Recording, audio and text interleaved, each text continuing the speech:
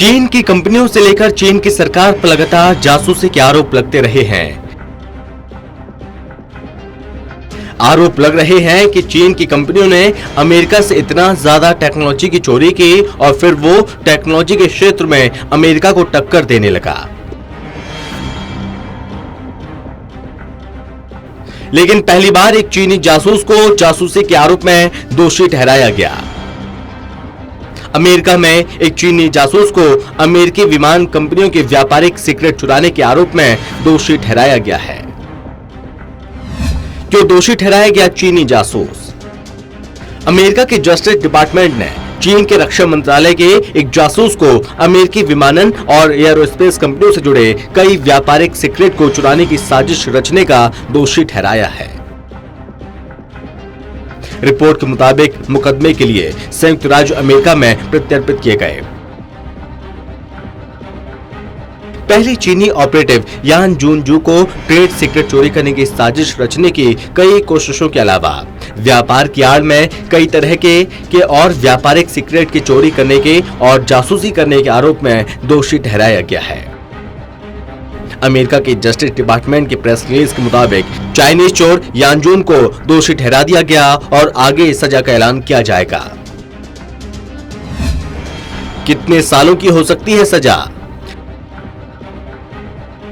America की justice department ने कहा, चाइनीज चोर यानजून को 60 साल तक की जेल की सजा हो सकती है। इसके अलावा उसके ऊपर $50 लाख का जुर्माना भी लगाया जा सकता है। जस्टिस डिपार्टमेंट ने कहा कि आरोपी को संघीय जिला अदालत ने न्यायाधीश ने दोषी ठहराया।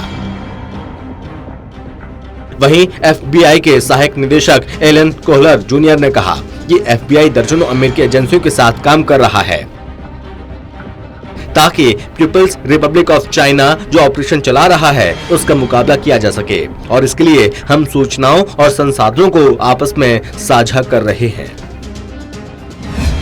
चीन को लाभ पहुंचाने के लिए चुरा रहा था अमेरिकी तकनीक।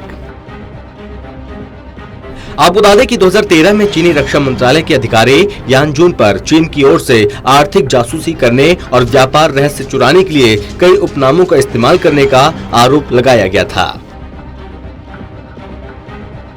प्रेस रिलीज में कहा गया है कि जनरल इलेक्ट्रिक कंपनी की एक इकाई GE एविएशन सहित कई अमेरिकी विमानन और एयरोस्पेस कंपनियां चीनी जासूस के निशाने पर थीं।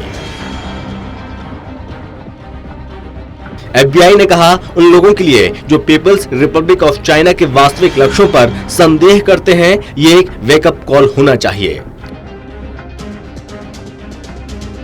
वे अपनी अर्थव्यवस्था और सेना को लाभ पहुंचाने के लिए अमेरिकी तकनीकी चोरी कर रहे हैं।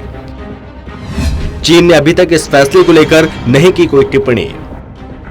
चीनी जासूस यानजून जो को सबसे पहले 2018 में बेल्जियम में गिरफ्तार किया गया था। चीन की तरफ से शुक्रवार को सुनाए गए फैसले को लेकर अभी तक कोई भी टिप्पणी नहीं की गई। बीजिंग ने पहले इस तरह के आरोपों को खारिज कर दिया और कहा, इस तरह के आरोपों का कोई आधार नहीं है। अमेरिकी न्याय विभाग के एक बयान के अनुसार जू चीन के राज्य सुरक्षा मंत्रालय के जियांगसू शाखा के एक वरिष्ठ सदस्य हैं।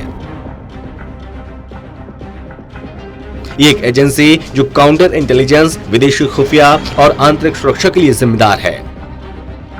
CNN की रिपोर्ट के मुताबिक CIA ने चीन को अमेरिका के लिए सबसे बड़ा खतरा बताया है। Special desk, total TV.